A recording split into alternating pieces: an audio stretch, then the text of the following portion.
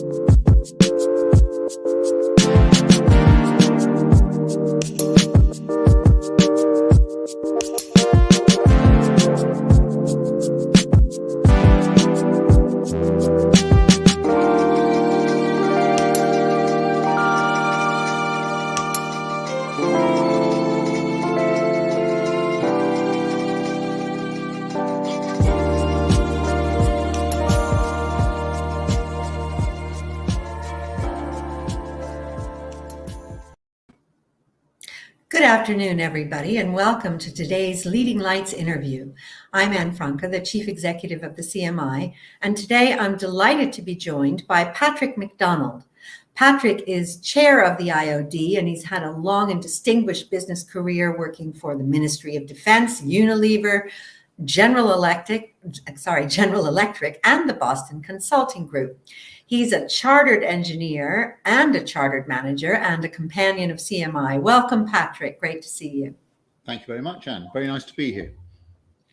Great. Well, let's get started. I wanted to ask you about the role that you think that values and ethics and perhaps culture play in today's modern management. Do you think these are more important, less important, and why? I think they're as important as ever. I think they've always been important, Anne, and I think they're really important now. To me, business is all about trust. It's about building and maintaining trust between colleagues, between businesses, organizations, between businesses and their customers, between businesses and their suppliers. And that's all about values and ethics. If you don't trust the person you're trying to do business with, if you don't trust the person you're trying to do a deal with, it's not going to work. So ethics, values couldn't be more important today than they've always been. Yeah, I completely agree that trust is so essential. And you're absolutely right. It's something that is hard to gain, but can be easily lost. Yeah. Yes, exactly right. Well, if you think about your own career and look back on some of the challenges that you faced early on, are there challenges that you think today's managers face that are similar? And what advice would you give those managers to overcome them? Yeah, I think early in your career and later on too, there are various challenges that remain constant. So I think a couple that I would highlight are finding your niche. What are you really good at? When you start out, you may or may not have a degree, you may not have certain qualifications, but you're starting out doing something. And if you've got ambition and if you're determined to make more of yourself, and most people are, then you're looking for ways to move on and to move up and to learn. And that's the second thing, I think. How do you learn? How do you gain new experiences? How do you become a more rounded person? How do you become more able to do things? So to me, those are two challenges that and opportunities that remain today as they did when I started out a long time ago. In terms of advice, I mean, to me, the first thing is to be reliable. To do what you say you will do, to do what you agreed with your boss, and we all have a boss, except perhaps chief executives. We all have a boss, and a chief executive has investors. We all have someone who is looking at us to do something, and we're all making promises to people that will do things. No matter how humble your task or how complicated your task, be reliable, deliver, do what you've said that you will do what you ought to do, and go beyond. How can you find ways to go beyond what you should do? That would be my first piece of advice. My other completely different piece of advice for people starting out is read The Economist. I think The Economist gives you great insight into not just what is happening, but why it's happening. And I can remember for years they were banging on about this thing called the internet. And, God, not the internet again. You know what I mean? They had a point. They were onto something. Yeah. So that would be my second, or maybe it's third now, I've lost count, piece of advice for people starting out. Great. Well, that's great advice. Actually, finding your niche, which was your first piece of advice, is really about playing to strengths, right? Play to your strengths. What are you good at? And always learning, I think, is a great piece of advice. We always learn throughout our careers. And indeed, both of those things, being curious and then being reliable, as you said, as well, delivering, is all about helping to inspire that trust that we talked about, which is so important, right? Yeah. If you don't do what you say you're going to do, people won't trust you, right? People won't trust you, people won't give you more to do. And I think playing to your strengths is very important. I think working out what your strengths are, some of us spend our entire career trying to work that out. But also then mitigating your weakness. We all have weaknesses, we all have flaws, we all have things to work on. Admitting that to yourself, self-awareness, identifying what they might be, and working on them in some way. As I say, to better yourself, to become a more holistic person, a person who can respond in a given situation in the best way possible. One of the people I've worked for in the past, you mentioned General Electric, Jack Welch.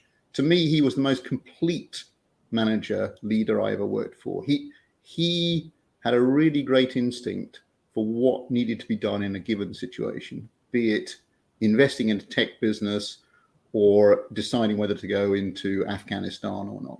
Jack mostly got it right.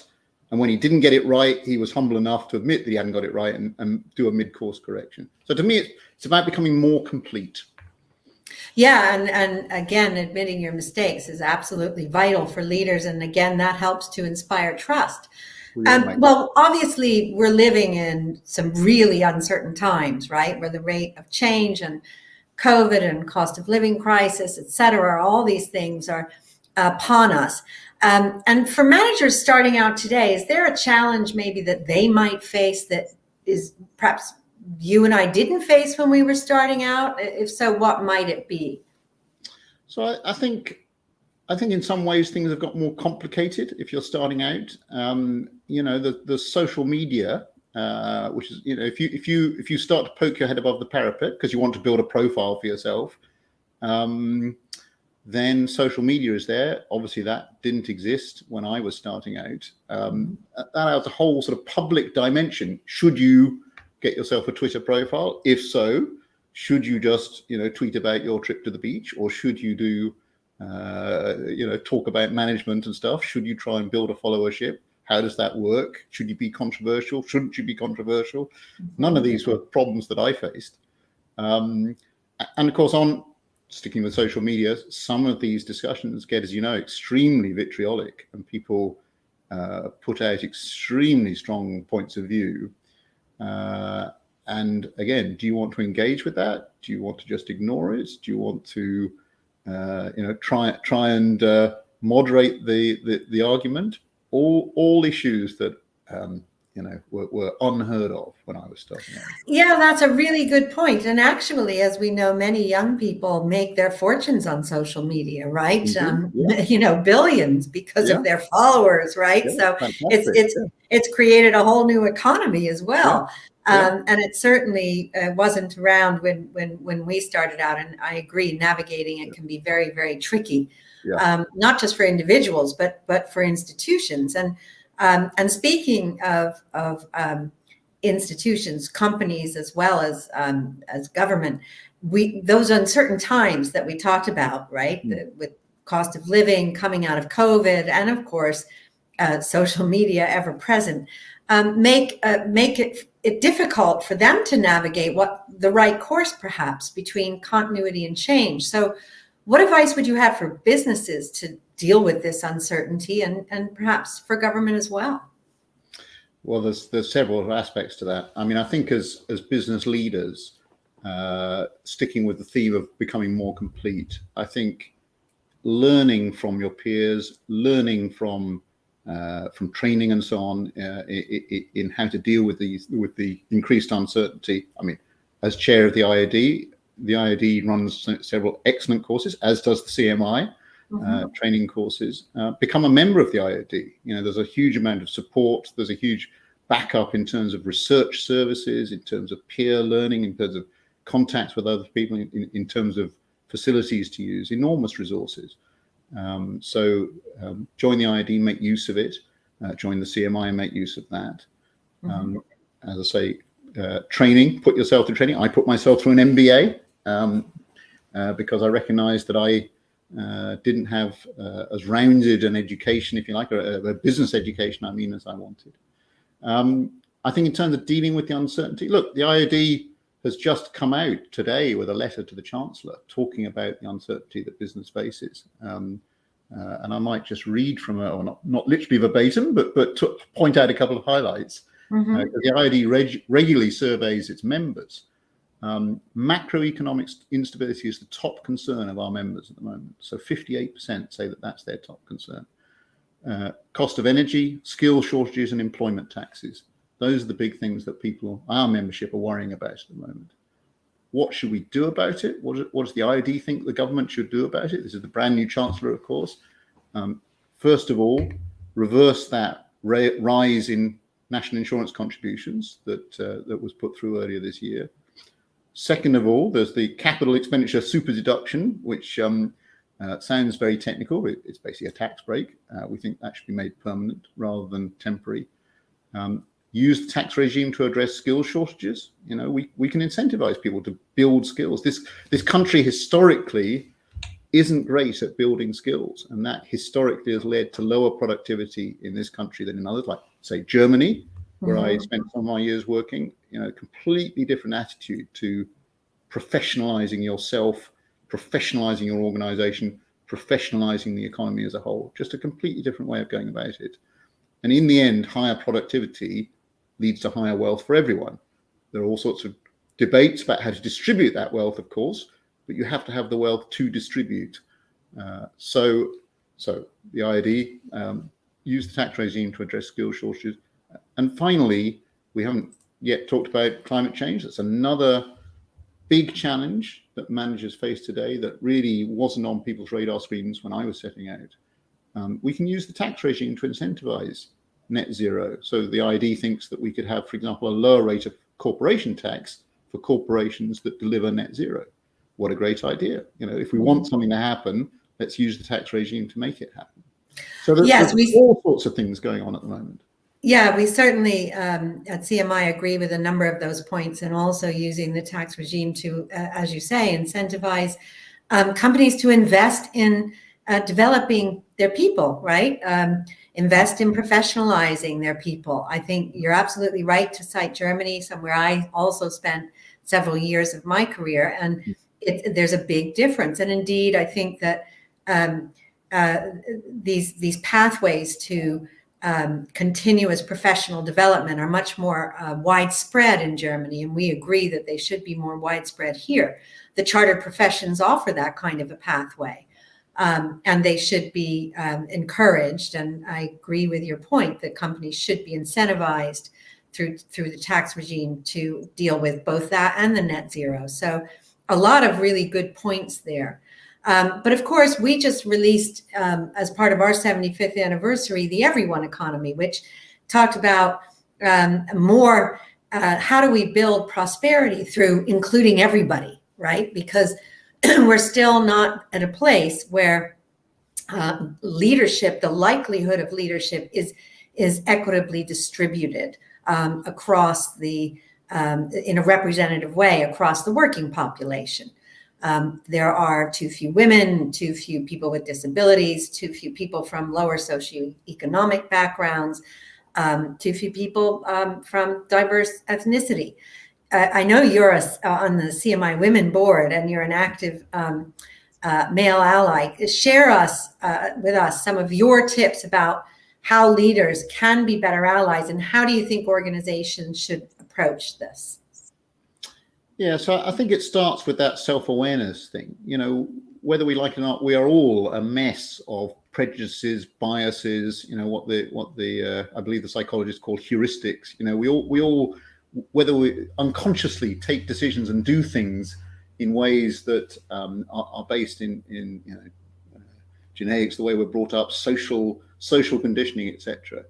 And that means that, as you say, there are too many white middle-aged male people running things, and not enough people who aren't. And so I think it starts with that self-awareness, that when I'm interviewing someone, when I'm evaluating the work of someone, when I'm thinking about how someone behaved in a meeting or what they said, that whether I like it or not, these biases are operating.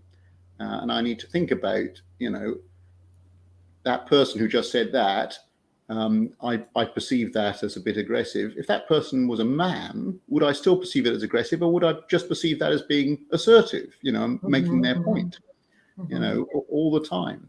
So I think it starts with that. I think, therefore, organizations, businesses need to create an environment where people who perhaps don't have that sort of natural, where the system doesn't favor them just automatically, do have the opportunity to say, to make their contribution and to rise in the same way through the organization as other people. And I don't think it's easy. It's complex. You know, the IOD, again, we have a big effort on inclusion and diversity, as does the CMI. And we're doing a lot of work on it. It's the right thing for society. It's the right thing for organizations. There is evidence it actually leads to better organizational performance, but to me, that's not the prime reason to do it. The prime reason to do it is because it's the right thing to do. Yeah, of course, but it does boost performance, as you say. There's quite a lot of evidence on that, and yet it's interesting because we aren't yet at a place of, for example, gender equality, and yet our research has shown that up to 1/3 of male managers think gender equality efforts have gone too far. Really? Yes, which is quite surprising, right? Yeah. So what would you say to those perhaps male managers that believe that it has gone too far when actually the evidence says it hasn't gone far enough? Yeah, I think you asked about my early learning experience. One of the things I learned early on at Unilever in particular was persistence. You know, I'm an engineer by training, and I needed to engineer this robot and get it to do things that the manufacturer said it couldn't do. And I spent months coding away and doing what is now, you know, we might now call artificial intelligence and machine vision and so on. And eventually we got there. So I think we have to accept that these are deep societal issues that have been around for millennia, you know, thousands and thousands of years. We're not going to correct that and fix that in a week, a month, a year, a decade. We've got to keep going. We've got to keep applying those things, got to keep reminding people, keep making the case. I mean, there is some evidence that just talking about the performance benefit puts people off because it feels as if we're doing this for sort of almost the wrong reasons. Oh, it's beneficial, so we'll do it. But if it wasn't beneficial, we wouldn't. As I say, to me, it's just the right thing to do. It's obviously the right thing to. Of course, we want everyone to have an equal chance, which is one of the great things about business, I think, that anyone can make it. You know, I mean, there's a lot of luck involved, as we know, but I know chief execs, for example, who are extroverts, introverts, who have risen from humble beginnings, who have had every advantage in life, who are, you know, interesting to talk to, who aren't very interesting to talk to. You know, every personality, every characteristic is out there. And I think that's one of the great things about business. But we still have work to do. Yes, I think that's true. And obviously our evidence shows that. I think we've analyzed there are over 1 million missing managers if we were going to have a management and leadership that represented the actual working population of this country. So we, as you say, we've still got a lot of work to do, and we need to be persistent. And sorry to interrupt, but I mean, you know, this is a time when we are short of workers. You know, there aren't enough people in the workforce right now. So it's a huge opportunity if we can get it right. Absolutely. And obviously having an inclusive culture is one of the best ways of attracting talent, right? Young people, younger than me, expect it. You know, they don't see it as an option, and they're right. Yeah, no, I completely agree with that. And so that's another reason, along with boosting performance and being the right thing to do, is, you'll be able to attract better talent. Absolutely. Yeah. Um, Yeah. so one of the questions that comes up is, there's one school of thought that says actually creating an inclusive culture is something that you just do and you tackle it all at the same time, irrespective of what characteristics you're talking about. Another school of thought says, well, actually, things are, your lived experience is different if you're a woman, a Black woman, a disabled person, older, younger, and of a different ethnicity. Do you believe that we should gather data and measure progress on each of these characteristics, or do you think we should just lump them all together and have a more, include everything as we fix our shortcomings in this area? I mean, I think to some extent it's both. I mean, Yes. the overarching expectation, desire, is that we create an equal opportunity, equal society, irrespective, for all, irrespective of those characteristics or any other characteristics. Of course, that's then you have to turn that into action, and being an engineer, you have to break it down into actionable steps. And then you do get into specific characteristics, and then you do have to decide what you're going to measure, because it is hard to measure everything. And a lot of people don't want to necessarily declare that they belong to a certain ethnicity, or whatever it might be. So I think you have to do both, if I can fudge the question in that way. Yeah, no, I would agree with you, but I do think collecting data and measuring is one of the only ways we know whether or not we're making progress, right? Yes, and for example, you mentioned you're a trained engineer. I'm on the board of the Engineering Council. There's still only 12% female engineers in this I country, know, right? it's really bad. No, it's yeah. So, unless we measure how many are going into engineering, how many are staying in engineering, and actually there's not enough ethnic diversity either, not just gender diversity. So without that measurement, it can be very difficult to make progress, right? But by measuring and changing the processes, one of the firms that you were at, Unilever, was one of the first FTSEs to have a gender balanced and now disability balanced and more inclusive workforce and culture. So I think you're right to say that gathering that data is important. Yeah, I mean, I'm a data-driven kind of a person. I believe in data. I believe in evidence-based decision making. So you have to gather the evidence to take the decisions, and you have to know how well you're doing. And we've seen the work that's been done, for example, on getting more gender balance on FTSE boards, and we've seen how much progress over time, with encouragement and sometimes quite strong encouragement, but progress has been made. Now people are turning their attention quite rightly to the executive leadership. How do we get more women into senior executive leadership positions in big companies, smaller companies, private companies, and broader characteristics than women. So it's classic change management. You make a start, you make some improvement, you make some progress, and then you broaden that effort to more. And I think there are encouraging signs. I think everyone wishes it would go faster, but we are moving in the right direction. Yeah, and you're right to cite the outstanding progress of women on boards, and that was a voluntary thing, right? And it went from 11 to over 35%. It did take a decade or more, but it was measurement, it was publishing, monitoring, right, and persistence. So I think that's a really good model, and indeed, I think gender pay gap reporting has helped that. At CMI, we would like to see that extended to ethnicity pay gap and other types of reporting. Is that something that you agree with? Yeah, I mean, I think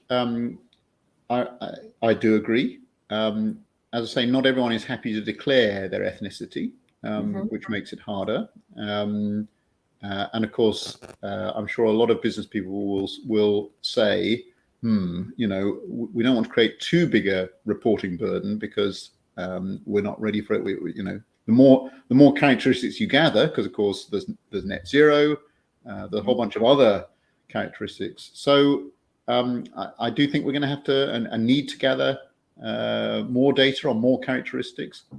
And again, we just have to move forward in a way that's going to gather support. Because one of the other things that has happened with women on boards is there's been a lot of work put into, if you like, the supply of women up to those levels. Mentoring. I mean, I've mentored several women. I'm mentoring someone at the moment. Giving women the experience to be credible at the senior level, to be able to operate at the senior level, and to gather the confidence of their colleagues. Education, training, sponsorship, as opposed to mention, lots of work's gone into that. We need that on broader characteristics as well. Yeah, I completely agree. I think you're absolutely right to cite those things. So earlier we talked that one of the big changes facing younger managers that we didn't have to deal with was the explosion and all pervasiveness of social media. Yeah. But of course, obviously, technology has advanced hugely in many, many ways. Do you think that technology can help us move faster when it comes to creating greater diversity and inclusion? And if so, any examples that come to mind? So you mentioned the lack of female engineers, which is a problem, and the lack of ethnic minority. So I use Twitter quite a lot. There are some female engineers, some ethnic minority engineers now who are creating a Twitter profile for themselves. Some saliency. And I think that's a really interesting way to create some role models through tech in a way that wasn't possible just a few years ago. So there's an example. And increasingly, some firms do things like you can use AI to check your job adverts for language that might be putting off women for applying, for example. And there are also technologies that can nudge managers if they make repeatedly biased hiring decisions. So it'll track who you're hiring, who was on the short list, who did you interview, who did you hire. And if you are making biased decisions, for example, always hiring the man, it just pings you to, hey, you might want to take a look at your decisions. So. Yeah. No, I mean, look, when I'm hiring for a position, I say to the headhunter, the executive search, I want some women on the shortlist, and I want some ethnic minority people on the shortlist. It's often, often they find that very difficult, and there'll be a token person put on the list so that they can say they fulfilled the brief, but they haven't. That's not the idea at all. So it's back to persistence. We have to work on these things and keep working on them, and we'll get there. We will get there. Yeah.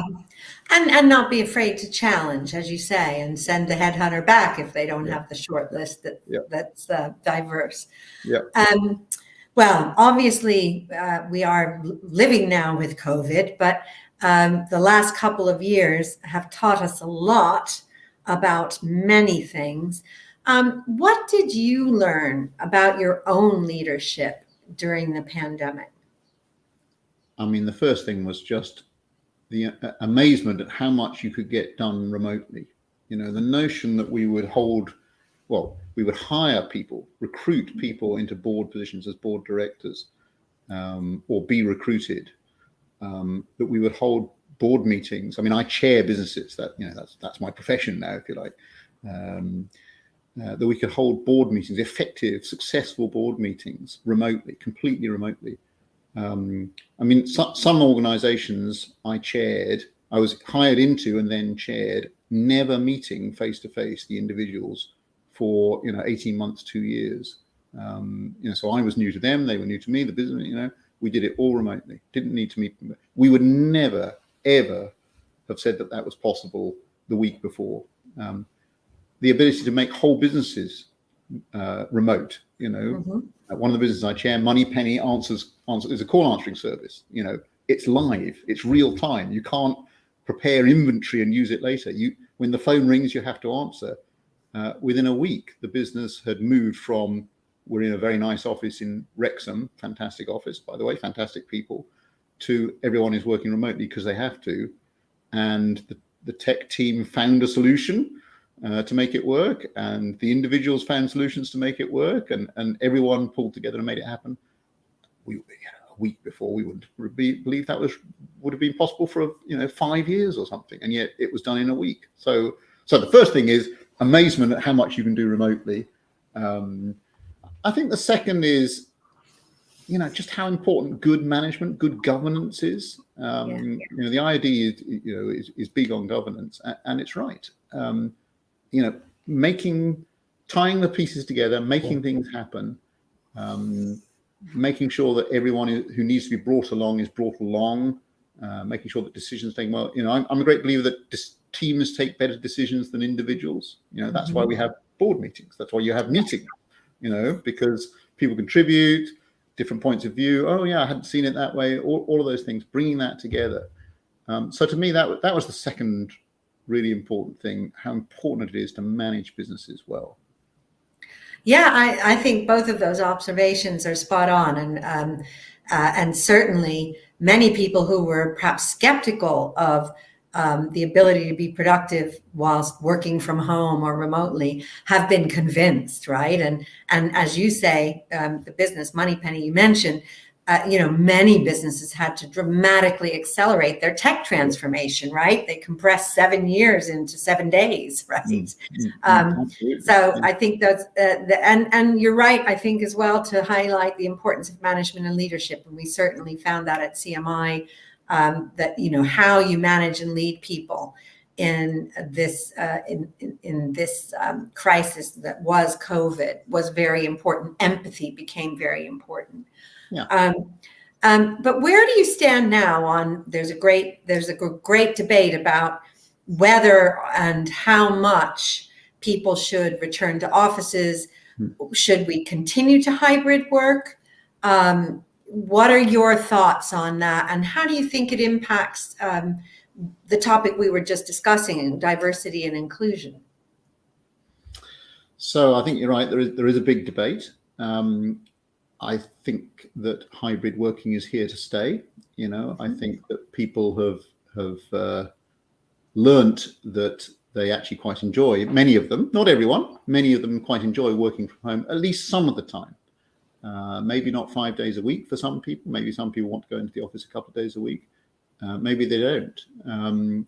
So I think I don't think it's going away. I think it's a good thing. It's another way to engage more people. A lot of people have home caring responsibilities of all sorts, and if they're able to combine that with work in a different way, that's fantastic. That's a good thing. So I think it's here to stay. I think it comes with challenges. A lot of people are worried that it means that people entering the workforce won't get the proper training, won't get the proper peer interaction, won't be able to, those water cooler moments that people talk about won't happen. And therefore it's fine when you're, X years, X decades into your career, but when you're starting out, you need that interaction. I think that's case not proven. I think that's likely to be true, but of course we don't know yet because we haven't tried it. Maybe in 5 years' time we'll say, well, that fear actually turned out not to be something we need to worry about after all. But I know people do worry about that. I know people do worry about productivity, that people working at home just won't be as productive as if they're in the office. I personally think it should be possible that people working from home are as productive. I mean, I chair another business, Arcus, which is a facilities management business. Most of the workforce is actually out, looking after Sainsbury's refrigerators or whatever it is, equipment or cleaning or whatever. They've always been remote, and they will always remote, and that works just fine. So I think we're going to learn as we go along, but I don't think it's going away.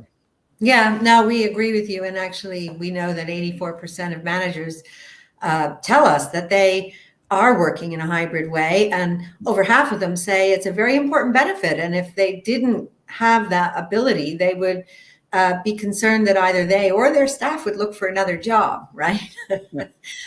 Yeah. It's become an expected perk. Also for younger people, it's interesting. I do agree that there are moments that we do need to get together, for example, for brainstorming, for meeting our colleagues and forming that human connection. It's very important.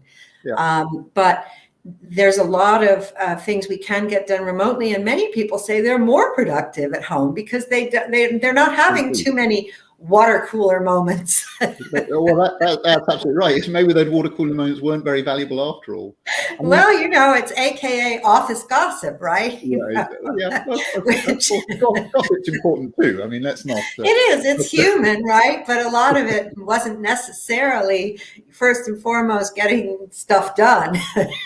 No, and I think it's really interesting to think about offices. I mean, a lot of businesses have already said they're going to cut their office space, and the use of temporary WeWork type space, and the IOD has a big building and several buildings around the country where people can go and work temporarily, and a lot of members find that a very useful facility. That they don't have to have an office in, say, London or Manchester or wherever, but when they are in London or Manchester or wherever, they can pop in and use the place for a few hours, from meeting to work, to meet someone, whatever it is, and go away again. And I think this sort of hybrid, it means flexible, means Yes. multi-dimensional. We're going to find ourselves doing things in a different way. I think that's exciting. Change is good. Yeah, and back to the point of diversity, we also know from the research that actually women, ethnic minorities, those with disabilities, are more attracted by the ability to work more flexibly and in a hybrid way.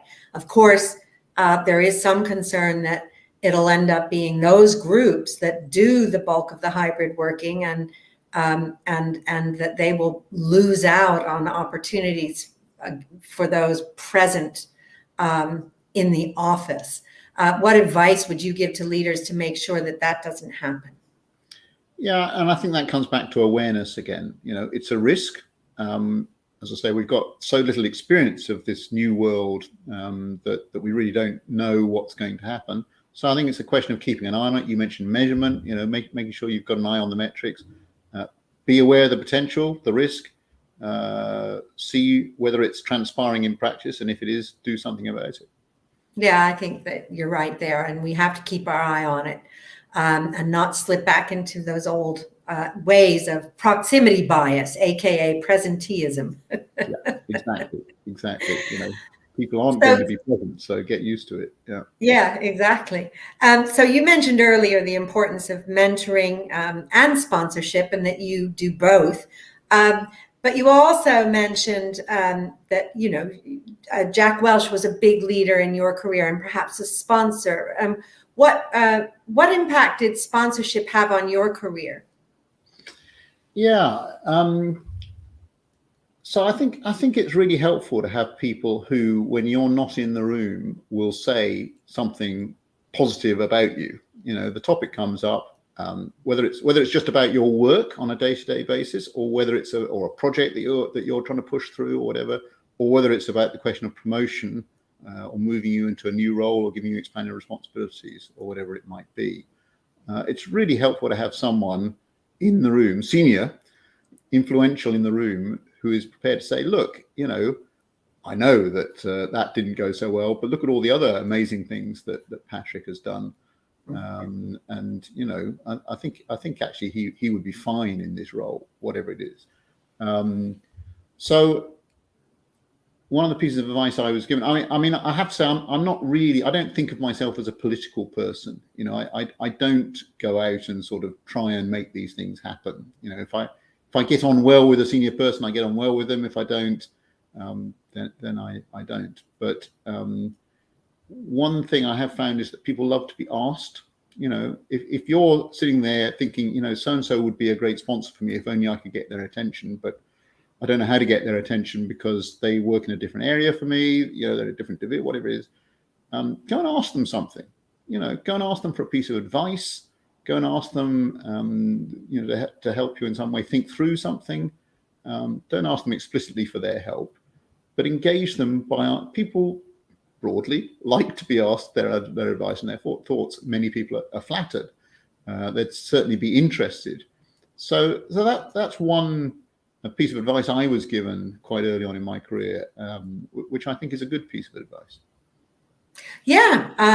Well, there's the saying, if you don't ask, you don't get. But you're absolutely right. Generally, people do like to be asked their thoughts or their advice, and often will be helpful, right? I was going to say, and actually the same is true for people looking for a job. People know that networking is important if they want to go and find themselves a new role outside the organisation, or indeed inside the organisation. Don't ask people to give them a job. Ask people for advice. Go and make contacts, and then ask those contacts who their contacts are, who might be able to give them a piece of advice. And before you know it, you've got more people on your list to go and talk to than you've got hours in the day. Ask for advice. Mm-hmm. And actually, when you look at who inspires you as a leader and why, you mentioned Jack Welch. Is there anybody else, or do you want to elaborate on what Jack Welch taught you? So there are lots of people that I admire. I read a lot of management books. The best ones, I think, are personal experiences. One of the first I read was Conrad Hilton. So if you stayed in the US, if you stayed in the Hilton Hotel in the 80s, 90s, I can't quite remember when, you would get a copy of a book by Conrad Hilton all about it. And it's an amazing story. It's just as exciting as, I don't know, Jeff Bezos and Amazon or whatever. So obviously I never met Conrad Hilton. He was long dead by then. But it's an amazing story how he built the chain out of nothing. Jack, as I said, was the most complete leader. He built, his style was suitable for the 80s and 90s. It would probably be less suitable today, I would think. But he ruled GE, a business of 300,000 people.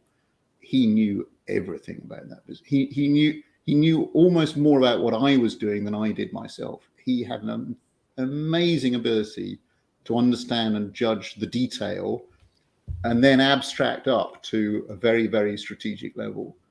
And GE was an enormously diverse business. We had NBC, the television network. We built railway locomotives. We were doing credit card processing in Leeds. All over the world. Jack knew a lot about everything that was going on, and he was able to then distill that into 2 or 3 things that he wanted the organization to do. And then he was able to get the organization to do it. And, if you asked, I don't know, someone in South America on the shop floor what they were doing, you would find that half of it they were doing because Jack wanted it done that way. And an absolutely amazing ability to drive this organization in the direction he wanted. And fortunately, the direction he wanted was usually right. So to me, those were amazing skills, and quite inspiring to see in action, quite terrifying too at times to see in action. Yeah, I suppose that's the flip side, right? He was that brilliant individual who then also was a bit scary, right? Forced distribution and, getting rid of 10% of the population every year. And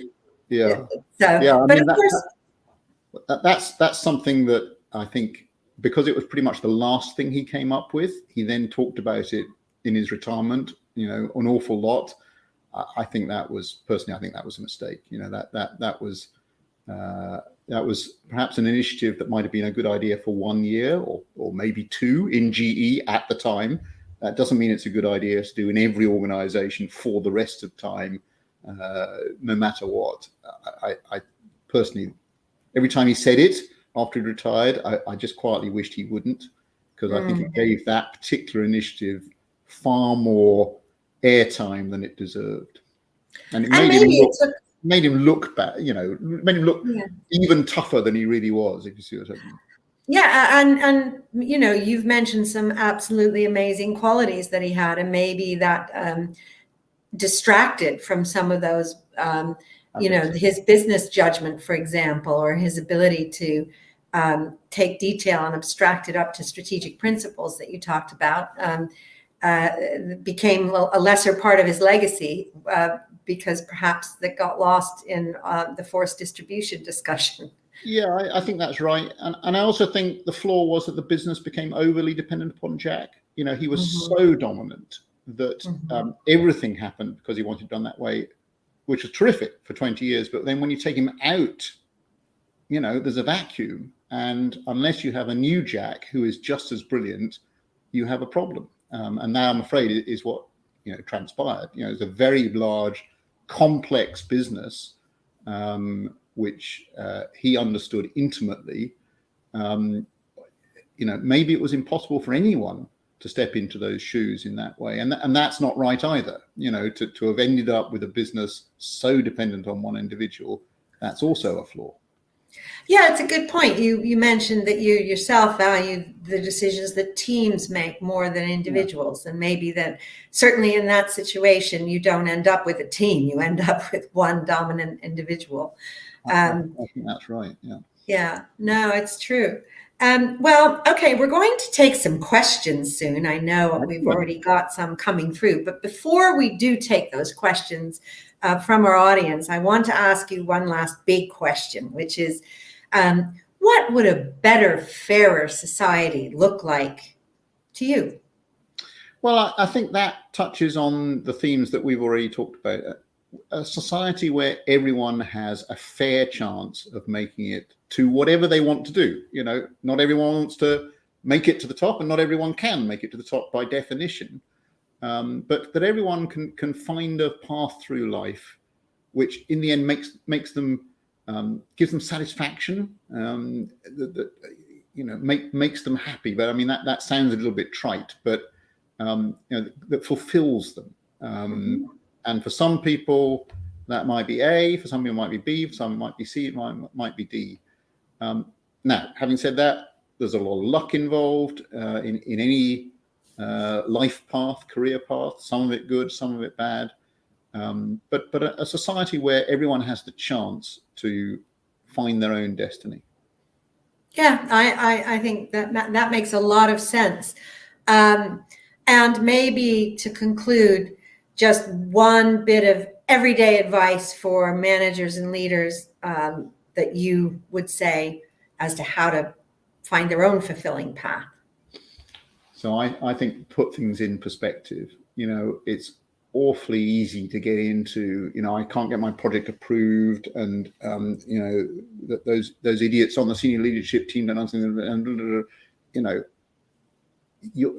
if you're living in the UK and you're in business, and assuming you have enough money to live on and so on, our lives are infinitely better than people in all sorts of other parts of the world. Imagine being in Ukraine, for example, at the moment.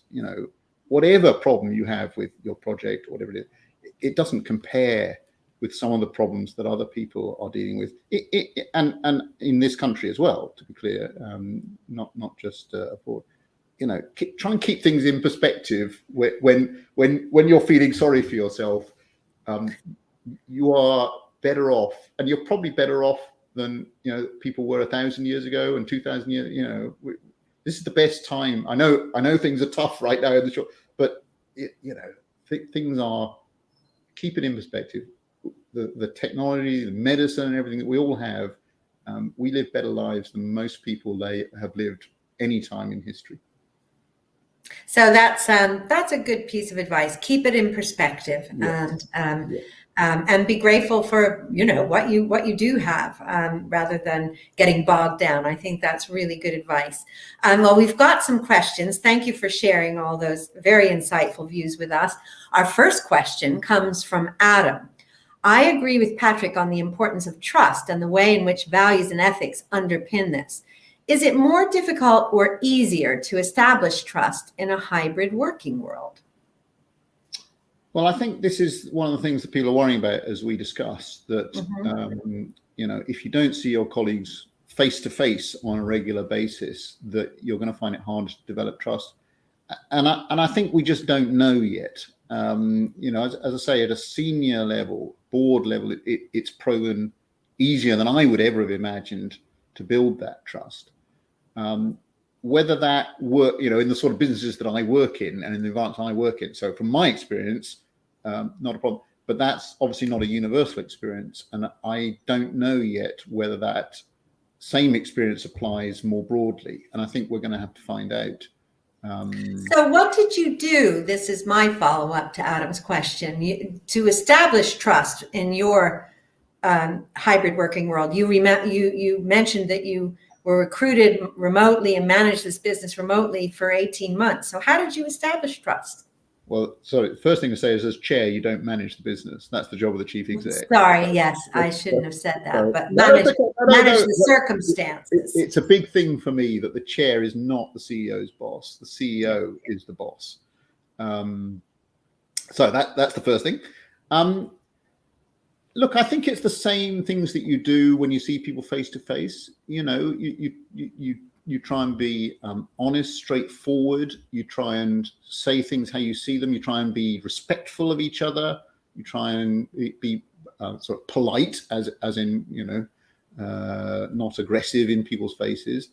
You respond appropriately to what's in front of you. I guess I probably spent more time calling people up outside formal meetings and saying, how are things going? What's going on? Let's talk, that sort of thing. Because I couldn't say, let's go for a drink, or let's go for a meal, or let's just have a coffee together.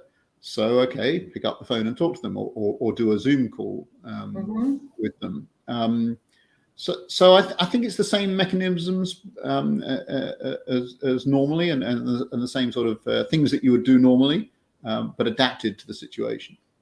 Yeah, I think that's a great point. Just be a decent human being, and communicate often and well, and get to know people, right? And that's what you're really saying. Engage with them outside of the formal structures. I think that's great advice. So our next question comes from Rima. I love what you said about finding our niche and playing to your strengths. What do you think the best way is for a young manager to be able to accurately identify those strengths? So I think that's a great question. Some of us spend our entire career trying to figure out what our strengths are. Look, there are things you can do. You can get feedback from your colleagues. You can get feedback. HR hopefully are people that you could trust to give you some feedback. There are various tools like 360 and so on. Your boss is a very important source of feedback. There are various books out there. Some of them include self-diagnosis tools that help you figure it out. You can talk to your friends, your partner if you have a partner. You can talk to, as I said, colleagues, ex-colleagues. Might give you a more honest view as to what they really think. So I think it's a continuous learning process. I think it goes on forever, and I think it's worth investing the time and effort to figure it out as best you can. Yeah, and your basic advice was get feedback from colleagues, your boss, and listen to that feedback, right? And look for perhaps patterns. It's amazing how we do notice if you ask people to give feedback on their colleagues, there tends to be a consistency to that feedback.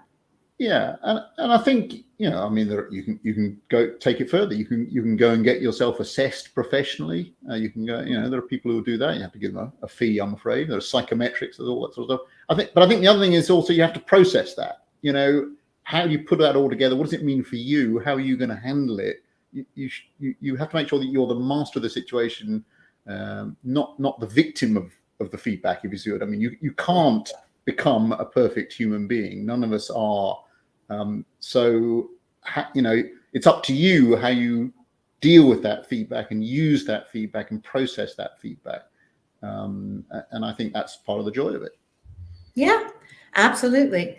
Well said. So our next question comes from Jane. I think you're right about the opportunity to build prosperity through including everybody. How can managers truly help this to happen? So I think it starts with this awareness that this is the right thing to do. This is where we want to get to, and it starts with the awareness of the part that you can play, and it starts with the awareness of the biases that we all have. We just do, and prejudices that we have, and being aware that what seems to you to be, a lot of people talk about their gut instinct, and a lot of people talk about authenticity. Some people seem to mean I'll do, I can do what I like. I can do what I feel like. Whatever I feel is the right thing to do. We're all brought up and inherit these, not literally. Well, some of them I guess we inherit, but we grow up to learn certain biases and prejudices. We have to be aware that those are there, and that what your gut instinct is telling you might not be helpful. And the way your brain is processing the world might not be helpful in certain situations. So I think being aware of that, and being aware that you want to make a difference, and don't just want to take perhaps the path of least resistance, that you want to in fact show leadership on this issue, that's where it starts. But are you saying watch out when you say be an authentic leader, that you're not using that as an excuse to just do whatever you want, irrespective of its impact on others? Yes, I think the concept of authenticity can easily be used to justify, essentially, I'll do what I feel like, and what you feel like might not be helpful. So I think you've got to be more professional than that. Okay, so your thought, which is a good one, is think about, is what I'm going to do, what's the impact of what I'm going to do going to be on other people? Think about the outcome you want to achieve rather than the input you're going to give. I'm an engineer. What's the output, not the input? Okay, well, what's the output of the system that you want to achieve? Yeah, no, that's a very good and interesting piece of advice. So we have our last question here comes from Ellis. I've enjoyed how much you brought self-awareness into today's discussion. And it's come up several times again then. If you come across a boss who lacks this, how do you go about helping that person to acknowledge some of their areas for development? Boy, that's a tricky one, isn't it? It might not be possible. It might just be too hard a task. So I think your first question has to be how you what's the right outcome for the organization, for society, for yourself. It might just not be possible to address those issues that you see. Your boss may or may not, particularly if they're not aware of them, may or may not see things that way at all, and it might just be a battle that's too hard to fight. So that's part of your self-awareness. This is really bugging me. It really, really annoys me that he or she is doing this.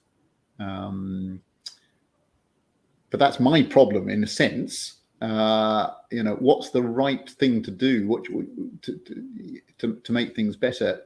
Might be best just to do nothing. You might engage in a fight that gets nowhere and just creates a lot of hassle. So I'm afraid the answer is it depends. You have to assess the situation and figure out what the right thing to do is, and accept that you cannot change everyone. And we find it hard enough to change ourselves, never mind trying to change someone else, never mind trying to change your boss. That can be a very big, possibly impossible challenge.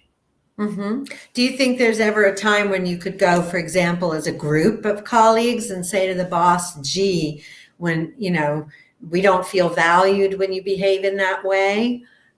Is that something that might work? It depends. It depends on the group. It depends on the situation. It depends on the boss.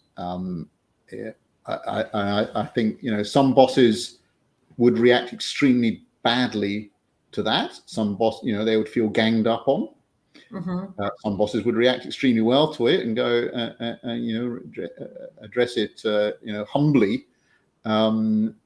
Again, I think it just hugely, hugely depends.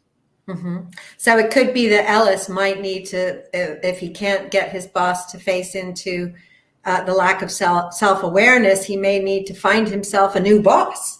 Yeah, or he may have to, just live with it in inverted commas, or he may have to make, incremental nibbles away at the problem, or he may have to hope that his boss moves on. Gets promoted. It depends, I'm afraid. I think that's a very sensitive and difficult situation to give a single answer to, I'm afraid.